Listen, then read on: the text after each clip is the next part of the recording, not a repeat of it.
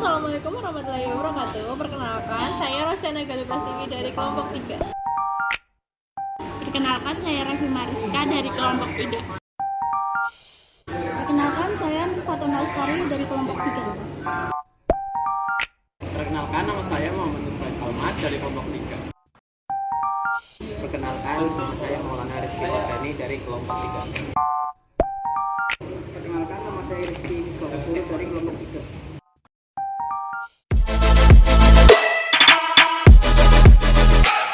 Selamat pagi, Bu ya. Iya, pagi Mbak. Namanya siapa ya, Bu? Nama saya Ira, nama lengkapnya Herunita Perwirasari. Berarti biasa dipanggil Bu Ira. Iya, betul. Untuk usaha ini apa ada nama tertentu? Ini usahanya kita bisnis parcel, jadi namanya memang Parcel Mania. Parcel Mania. Iya. Jadi ini usahanya cuma membuat parcel. Parcel dan teman-temannya.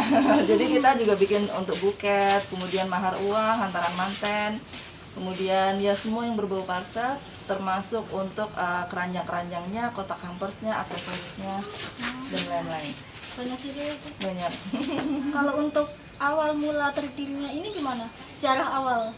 Oh iya, jadi dulu saya suka iseng tuh bikin mahar uang ya tadinya. Jadi uang yang dirangkai-rangkai untuk hantaran manten kayak gitu.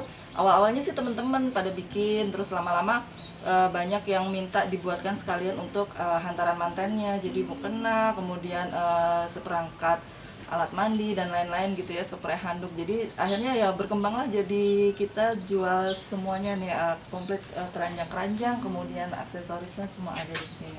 Berarti awalnya emang karena suka bikin. Iya, betul. Nah. Kalau untuk sistem penjualannya gimana, Bu? Penjualannya kita offline dan online ya. Jadi kalau untuk offline ya kita ada gerai tokonya di sini, jadi customer bisa datang, bisa pilih-pilih langsung barangnya. Kemudian kita juga main di online, di Shopee, Lazada, Tokopedia, Bukalapak. Kita main semua. Offline sama online? Iya. Aplikasinya online banyak juga ya? Banyak. Awal mula berdiri tahun berapa, Bu? Kalau saya sendiri sebenarnya mulai bikin itu dari 2005 ya, 2005. Kemudian karena itu masih side job lah istilahnya, masih sampingan gitu ya. Kemudian saya mulai buka gerai itu 2010. 2010 mulai beneran aktif. Iya, mulai toko offline-nya ada gitu. Terus kita mulai online itu 2016. Itu mulai online. Kalau misal untuk usaha ini, Ibu ngerasa ada kendala sesuatu atau enggak? Kendala yang sangat berarti sih enggak ya, hanya saja kadang-kadang mungkin karena customer kita banyak yang dari luar kota justru. Jadi memang kalau untuk lokal Kebumen sendiri kan sudah banyak sekali yang bisa bikin untuk hantaran manten atau apa gitu ya. Meskipun tempat saya ini sepertinya terhitung yang pertama sebetulnya, cuma karena sekarang banyak sekali yang bikin juga, jadi kita memang pasarannya lebih banyak ke luar kota gitu, terutama untuk yang kayak selempang parselnya, aksesorisnya itu kita banyak yang dari luar kota. Tapi kalau luar kota itu lewat aplikasi kan? Enggak juga, enggak. Oh, Jadi ada juga yang betul. Jadi kayak kalau lebaran gitu ya, lebaran kan banyak tuh yang bikin parcel. Itu biasanya banyak orderan malah justru dari TKW yang pada nggak pulang gitu. Jadi dari Singapura, dari Malaysia, Thailand gitu banyak yang order sama kita. Nanti dikirimnya untuk daerah lokal Kebumen gitu. Jadi kita sering orderan juga kayak perusahaan-perusahaan dari Jakarta, kantor-kantor luar kota itu banyak ordernya di.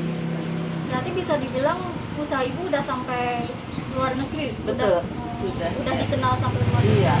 Ya. Mereka banyak tahu dari Facebook sama IG juga sih. Cuma kebanyakan memang closingnya kadang lewat WA kayak gitu. Tapi kalau untuk yang dari marketplace sendiri kayak Shopee, Lazada, Bukalapak ada beberapa juga sih. Cuma masih banyak offline-nya sebetulnya. Ibu pasang iklan apa enggak untuk usahanya? Iklan-iklan gratis iya, tapi kalau iklan yang berbayar sementara saya masih belum.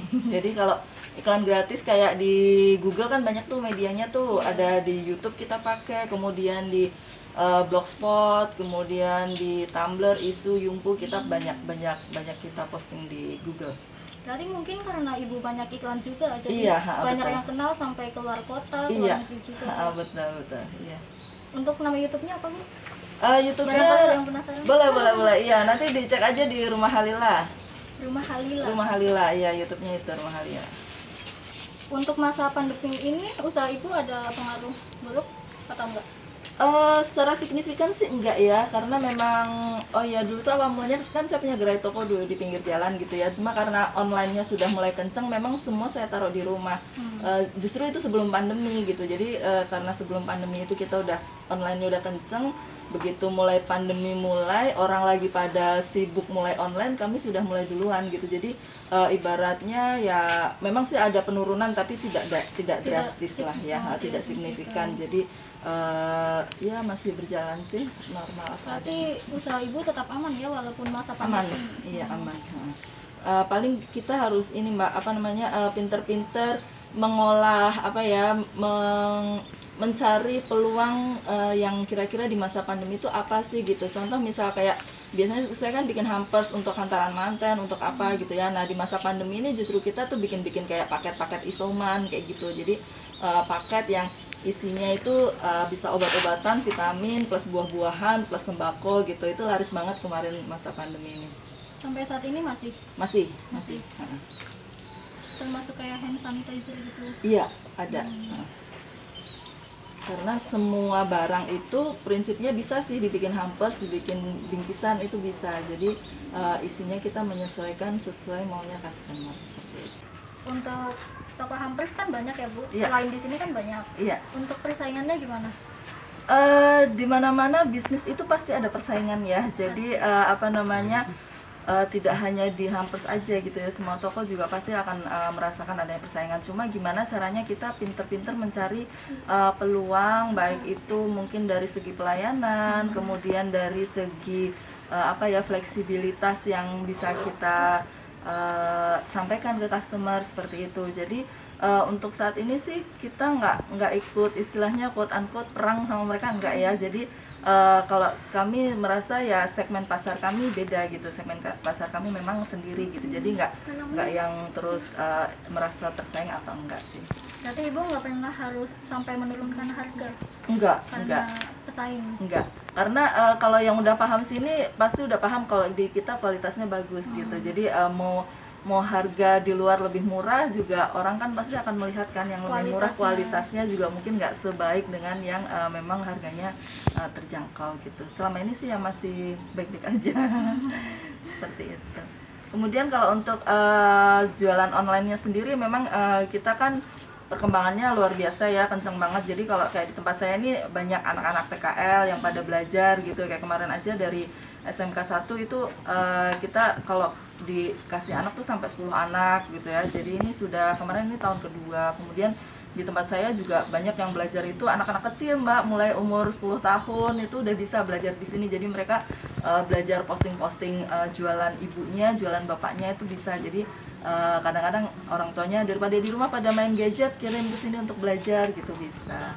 Kayak kelas ibu-ibu juga ada. Jadi cuma memang saya belum ngajar untuk kelas bapak-bapak ya. Jadi karena kami di sini trainernya semua perempuan dan pegawai saya juga semua perempuan. Jadi kita ngajarinnya masih yang anak-anak sama yang ibu-ibu gitu. Jadi nanti kalau mbak-mbak dari Putra Bangsa mau belajar jualan online, ayo boleh gitu. Mas-mas juga boleh, pokoknya saya belum menikah, ayo kita belajar di sini gitu. Kalau udah menikah biar istrinya aja yang belajar di sini gitu ya. Jadi kalau ngomongin pegawai tetap di sini ada berapa Bu?